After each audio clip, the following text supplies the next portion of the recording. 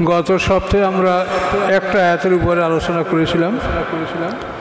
তো আজকে যেহেতু হুজুর সিরাত সম্পর্কে আলোচনা করতে বলেছেন, দুইটা আলোচনা একদিনে সুন্দর হয় না।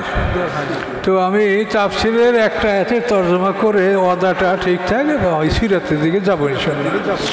আউযু বিল্লাহি মিনাশ শাইতানির রাজীম। বিসমিল্লাহির রহমানির রহিম। ওয়া আতাইনা মূসাল কিতাবা ওয়া জাআলনাহু হুদাল লিবানি ইসরাঈলা আল্লা তাত্তাখিযু মিন দুনি ওয়াকিলা। আল্লাহ রাব্বুল আলামিন বলেন, আমি মূসা আলাইহিস সালামকে কিতাব দান করেছি। এই কিতাব হচ্ছে তাওরাত। ও জাআলনাহু হুদাল লিবানি ইসরাঈল, এবং ওই কিতাবকে আমি বনী ইসরাঈলদের জন্য পথ নির্দেশ হিসাবে আমি এই কিতাব পাঠিয়েছি। হুদান মানে গাইডেন্স, পথ নির্দেশ বনী ইসরাঈলদের জন্য ওই তাওরাত কিতাব। এবং সেখানে আমি বলেছি, আল্লাহ বলেন আমি বলেছি আল্লাহ তাত্তাখিযু মিন দুনি ওয়াকিলা, তোমরা আমাকে ছাড়া অন্য কাউকে অভিভাবক মনোনীত করবে না। আমি একমাত্র তোমাদের অভিভাবক, কাজে আমার উপরে তোমরা নির্ভরশীল হবে, অন্য কাউকে তোমরা অভিভাবক বানাবে না। তো এই বনী ইসরাঈল এবং মূসা আলাইহিস সালামের বংশধর সম্পর্কে আল্লাহ বলেন, যুররিয়াতা মান হামালনা মা নূহ। এরা কারা? এরা হলো সন্তান তাদেরই যাদেরকে আমি নূহ আলাইহিস সালামের সাথে নৌকায় তুলেছিলাম। নূহ আলাইহিস সালামের সাথে 80টি মুসলিম পরিবার নৌকায় আল্লাহ তুলেছিলেন। এই বনী ইসরাঈল মূসা আলাইহিস সালামের বংশধর, এরা এদেরই সন্তান। এটা আল্লাহ বললেন। আমরা সবাই ইন্নাহু কানা আবদান শাকুরা, নিশ্চয়ই নূহ আলাইহিস সালাম ছিলেন একজন আল্লাহর কৃতজ্ঞ বান্দা।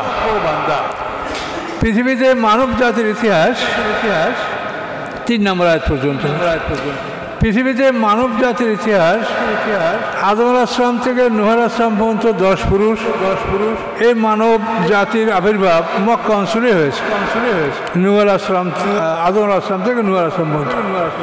নূহ আলাইহিস সালামের পিতার নাম লামাক, তার পিতার নাম মুতাওয়াশা, তার পিতার নাম আকনু, তার পিতার নাম ইয়ারেদ, তার পিতার নাম মাহালাবেল, তার পিতার নাম কাবের, তার পিতার নাম বানেশ, তার পিতার নাম শীষ, তার পিতার আদম আলাইহিস সালাম।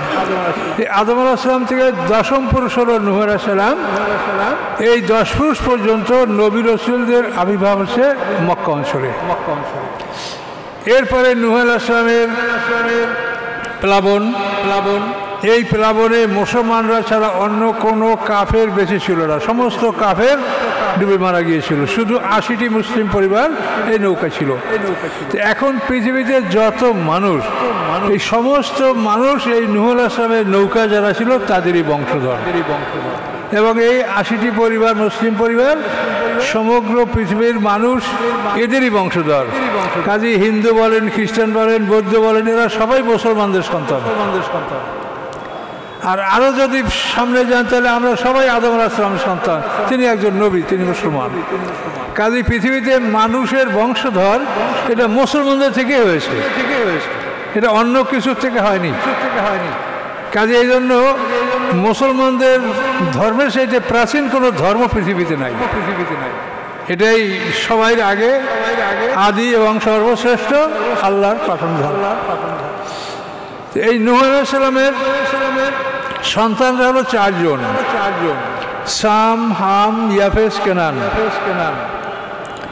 তো সামের বংশধরকে সেমিটিক জাতি বলা হয়। ইহুদি, খ্রিস্টান, মুসলমান আমরা সবাই সেমিটিক জাতি, সামের বংশধর। আর হামের বংশধর হলো পৃথিবীর সমস্ত কালো মানুষ। এটা সম্পর্কে তাফসীরে বলা আছে যে নূহ আলাইহিস সালাম বলেছিলেন যে নৌকার মধ্যে তোমরা কেউ স্ত্রী সহবাস করবে না, কিন্তু হাম স্ত্রী সহবাস করেছে, যার জন্য তার বংশধর কালো হয়ে গেছে। এটা শাস্তি দিয়েছেন। এই জন্য হামের বংশধর এই সুদান, নাইজেরিয়া, আফ্রিকায় যে কালো মানুষ, এরা হামের বংশধর। সামের বংশধর সেমিটিক, হামের বংশধর এই পৃথিবীর কালো মানুষ, সাম, হাম। ইয়াফেসের বংশধর হল ইয়াজুজ মাজুজ।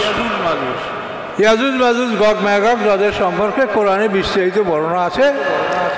এরা হলো ইয়াফেসের বংশধর, শাম হাম ইয়াফেস।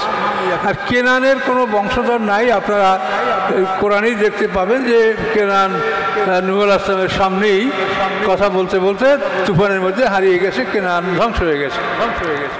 তাহলে এই নূহ আলাইহিস সালামের 3টা সন্তানের বংশ থেকেই পৃথিবীর মানব বংশ।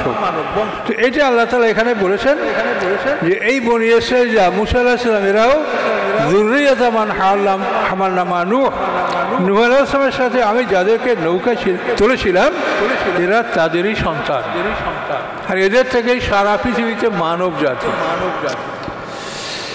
তো আসুন আজকে আল্লাহ রসুল সাল্লাল্লাহু আলাইহি সাল্লামের জন্মের দিন এবং মৃত্যুর দিন উভয় এই 12ই রবিউল আউয়াল। তো এই দিনটা বছরে আমাদের কাছে একবারই আসে। কাজে এই দিনে হুজুর যখন আমাকে বলছেন, আমি খুব মানসিকভাবে প্রস্তুত ছিলাম না, তারপরও আল্লাহ যা বলার তৌফিক দেয় 2 কথা এটার উপরে বলবো। এটা তো আমাদের জন্য খুব জরুরি বিষয়। তার কারণ রাসূলের আনুগত্য করার জন্য আল্লাহ তাআলা কোরআন পাকে 40টা আয়াত 40 বার বলেছেন আতিউল্লাহ ওয়া আতিউর রাসূলা। তো আল্লাহ এবং রাসূল এই দুজন সাথে রাসূলের আনুগত্য, এই দুজনের একই সঙ্গে আতিউল্লাহ ওয়া আতিউর রাসূলা, এটা সম্ভবত 21 বার, আর শুধু রাসূলের আনুগত্য 20 বার। তো 21 আর 19, 21 আর 39। এই আল্লাহ রাসূলের আনুগত্য করতে বলেছেন কোরআনে অন্তত 40 বার। তো রাসূলের আনুগত্য করতে হলে তাকে জানতে হবে, তাহলে আমরা আনুগত্য করবো কেমন করে? এবং রাসূলদের বৈশিষ্ট্য হলো এক একটা আসমানি কিতাব এর একটা নির্ধারিত সময় থাকে। লিকুল্লে আজালেন কিতাব, প্রত্যেক কালের জন্য একটা কিতাব, কিন্তু একটা কাল। যেমন মুসা রাসূলের তাওরাত নাযিল হয়েছে, এইটার কাল ছিল দাউদ রাসূলের পরে জবুর কিতাব নাযিল হওয়া পর্যন্ত, এটা তাওরাতের কাল। আবার জবুর কিতাবের কাল ছিল সময়কাল ইনজিল কিতাব নাযিল হওয়ার পূর্বক্ষণ পর্যন্ত। এরপরে ইনজিল নাযিল হলো। ইনজিল কিতাবের কাল ছিল এই আল কোরআন নাযিল হওয়া পর্যন্ত। এটা নাযিল হওয়ার পরে ওটা স্থগিত করা হয়েছে। এই জন্য প্রত্যেকটা কিতাবের একটা কাল থাকে, প্রত্যেক কিতাবের জন্য একজন শিক্ষক থাকে। দেখেন যারা মেডিকেলে চান্স পায়, তারপরে ইঞ্জিনিয়ারিংয়ে চান্স পায়, এরা কিন্তু সবচেয়ে মেধাবী ছেলে। তাছাড়া এরা কি এই মেধাবী ছেলেরা একারা বই পড়িয়া কেউ ডাক্তার হতে পারে? শিক্ষকরা কোটি কোটি টাকা ব্যয় করে এই শিক্ষকরা ক্লাস করায় দিনে রাত্রে কত কষ্ট করে, তারপর তারা ডাক্তার হয়। কাজেই এই শিক্ষক ছাড়া কোনো মানুষ যতই মেধাবী হোক সে কিন্তু একটা লক্ষ্যবস্তু বা একটা বই এটা সে বুঝতে সক্ষম হয় না। কিন্তু এই জন্য আমাদের এই আল কোরআন এবং সমস্ত আসমানি কিতাব শিক্ষক ছাড়া এটা আল্লাহ দুনিয়াতে পাঠান নাই। কিন্তু বর্তমান সমাজে এক শ্রেণীর লোক আছে যে কোরআনের শিক্ষককে তারা মূল্যায়ন করতে চান না।